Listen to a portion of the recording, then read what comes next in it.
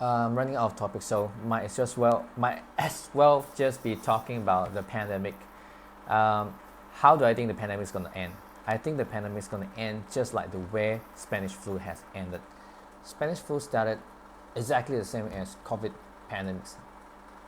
Spanish flu started with a situation where people are panicked and they come up with a lot of vaccines, and vaccines kill a lot of people. Some people claim that vaccines are good, some people claim that they are not good. They have a lot of side effect, which is long term, short terms. Side effects are not though they get mild fevers, those are not the side effects I'm talking about. I'm talking about the real ADE, which is the adverse effect that caused on the people. So people get panicked. They have a lot of SOP. At that time, they didn't call SOP, they call procedures or whatever, and people are encouraged to distance themselves with each other, and they have to wear masks. They don't have a standard mask like what we're wearing right now. They wear clothes, they wear certain things, and exactly the same. So it's come to a point where too many people get too panicked, and then they have a lot of control over the areas. What's that word that they call it? I just cannot remember. So there is some kind of divisions between the people. They are not allowed to get out of the house. So it's more like a police force states. Like people are not allowed to walk out of the house, and they close themselves up. So business get affected, workers do not get paid, and the government sponsors some of the grants to help out with the people for a certain time, and they force a lot of people to get vaccinated, and things just get worse because more people die, not because of the Spanish flu, not because of the poison infections, not because of anything else, but because the economy is broken down. So once the economy is broken down, more people uh, will not be able to serve foods on the table, and if once they cannot put the food on the table, people die. They cry for help. A lot of people committed suicide. Exactly the same. It has 3 waves in total. If you look at the history of Spanish flu, they have 3 waves in total. The first one, the heat, a lot of people get panicked. The second one is when they decided that the vaccine is not helpful. They want to go out, they want to work, and they got hit the second times. And so they put a lot of restrictions on the movement of people during the second wave. However, people just can't stand it. The government can't stand it because they're running out of the capital reserve. They're running out of ways to make money and to survive. The only difference is that this time China do it differently. China locked down the borders, and they have zero. They have zero. What I don't know what's the policy called. I think it's zero tolerance policy. So they do not want to get any infections, not even one. They try to reduce it to zero, and they have been surviving pretty well.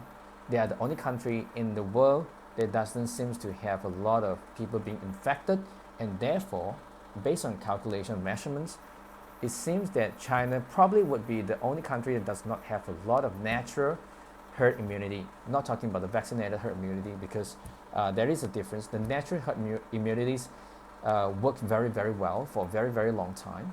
That was proven not just on the COVID cases, but also on many other cases. And the vaccinated one has been proven by the statistics that shown in Israel as well as Singapore that it doesn't work for a very long time. The vaccine effects wane, side effect is unknown, a lot of things unreported, ICU, death, blah, blah, blah. So I don't want to get into that because I don't want to get too political. But I just want to talk about the surface of how the whole thing works. So it's exactly the same. So Spanish flu has come to a point where people just cannot tolerate it anymore. They cannot tolerate death. No, they cannot tolerate the loss of jobs and the loss of income, because that kills more people. So they forget about the SOP, they take away the mask, they forget about the social distancing, they continue life as it is. So some people continue to die, so they have the third wave, which is not as serious as the second wave. Some people die, most people survive. They got natural immunities, because based on the percentage and the statistics, majority of the people, I'm talking about like 90+% of the people don't die out of the Spanish flu, but the panic killed more than anything else. So is any other countries in the world.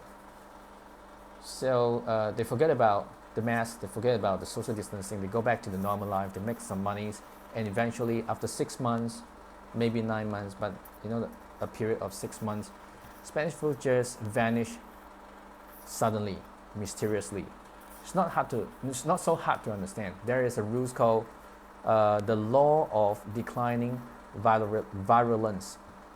That means the virulence of a virus decline over time because it is the intention of the virus to duplicate themselves the most, and therefore they have to keep the host alive. It is not their intention to have delta, lambda, mu. No, that's not the intention. They are just experimenting themselves. The intention is to keep the host alive as much as possible, so they stay alive and duplicate themselves the most. My prediction on the end of the pandemic is eventually people will realize that the SOP, the social distancing, the restrictions of the movements, and the vaccinations is not going to work. So eventually people will come back to life and they'll treat it as a normal flu. Some people die, most people will survive, and the natural herd immunity kicks in over the vaccinated herd immunities, and eventually it ends mysteriously without any reason. Based on the layman's term, they don't even know how it works. They might think that the vaccinations is actually helpful, but eventually it ends because natural herd immunity kicks in. Yeah, that's how I think it's gonna end.